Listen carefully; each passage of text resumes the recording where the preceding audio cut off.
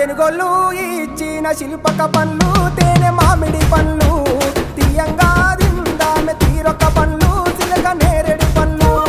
కాబోళ్ళు ఇచ్చిన మక్క కంకులు అవి పాల కంకులు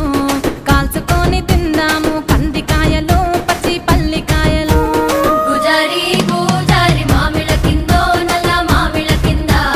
కుసుమరోళ్ళేసిన కుందన బొమ్మ అది కుందన బొమ్మ